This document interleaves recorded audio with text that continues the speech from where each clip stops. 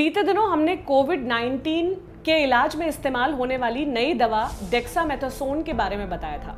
हमारे कई व्यूअर्स ने उसके बाद हमसे कहा कि फेविपिरावीर दवा के बारे में भी हम जानकारी लेकर आए। फेविपिरावीर एक नई दवा है जिसको बनाने वाली कंपनी ग्लेनमार्क फार्मा का दावा है कि उसने 150 मरीजों पर किए ट्रायल में इसे हल्के और मध्यम लक्षण वाले पेशेंट्स पर कारगर पाया है।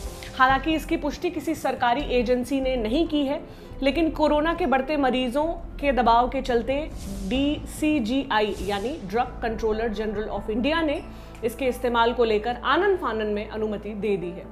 तो क्या है फेविपिरावीर और उससे जुड़ी आशंकाएं, आपकी डिमांड पर जानेंगे आज आसान भाषा में मेरे यानी प्रतीक्षा के साथ।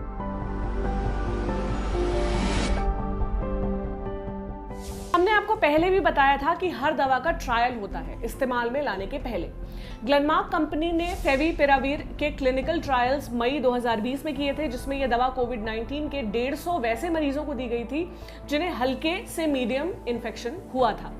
मरीजों के इलाज में करीब 14 दिन तक दवा का इस्तेमाल किया गया, लेकिन यह स्टडी करीब 1 महीने तक चली, जिसमें यह निष्कर्ष निकल कर आया कि फेविपिरावीर ने मरीजों में लगभग 88% क्लिनिकल सुधार दिखा।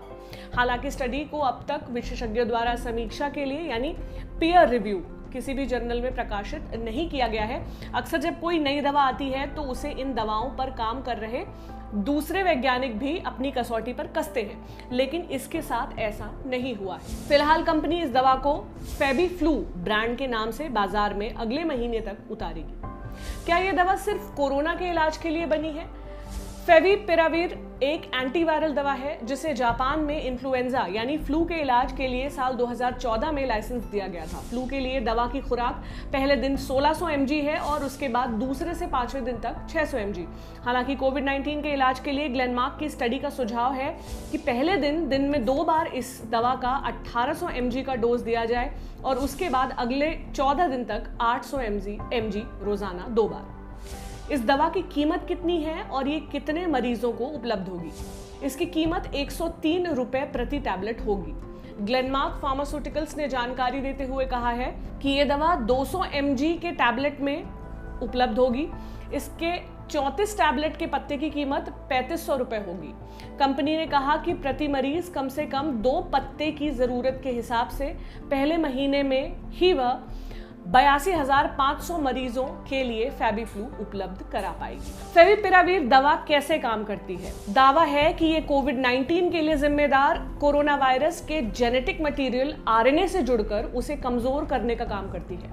वायरस के कमजोर होने से वायरल लोड घटता है और मरीज में ऑक्सीजन की होने वाली कमी रुक जाती है।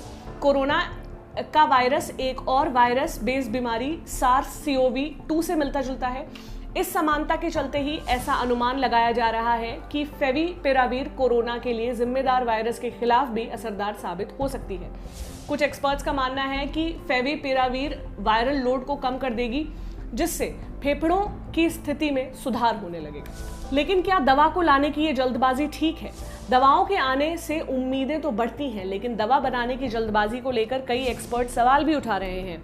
MCD में मेडिकल ऑफिसर रहे डॉक्टर अनिल बंसल का कहना है कि वायरस के खिलाफ पिछले कुछ सालों में ही दवाएं आई हैं। इन दवाओं के असर को लेकर वैज्ञानिक प्रमाण भी काफी कम है। ऐसे में एंटीवायरस दवाएं इंसान के शरीर की प्रतिरोधकता को कम भी कर देती हैं। भारत का दुनिया भर में ऐसी दवाओं की प्रामाणिकता को लेकर अभी कोई पुख्ता फैक्ट नहीं आए हैं। Mahatma Gandhi institute of medical science Sevagram Maharashtra के वरिष्ठ प्रोफेसर डॉक्टर SP कलंत्री का कहना है कि सरकार को इतनी जल्दबाजी नहीं करनी चाहिए। जिस टेस्टिंग की बात कंपनियां कर रही हैं उनमें ज्यादातर मरीज खुद ठीक हो रहे हैं। फोर्टिस मेमोरियल रिसर्च सेंटर के डॉक्टर मनोज गोयल का भी मानना है कि कम और मध्यम लक्षण वाले लोगों का शरीर खुद वायरस से लड़कर ठीक हो रहा है। ऐसे में 14 गोलियों का हेवी डोज नुकसानदायक साबित हो सकता है।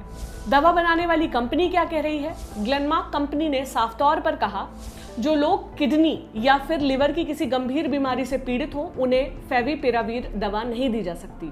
इतना ही नहीं, गर्भवती महिलाएं जिन्हें कोविड-19 का हल्का संक्रमण हो या फिर मध्यम श्रेणी का, उन्हें भी फेविपिरावीर दवा नहीं दी जा सकती। ऐसा इसलिए क्योंकि इस दवा के सेवन से गर्भ में पल रहे भ्रूण को गंभीर विकृतियां होने का खतरा रहता है। साथ ही ये दवा किसी भी हाल में बच्चे को अपना दूध पिलाने वाली महिला को नहीं दिया जाना चाहिए।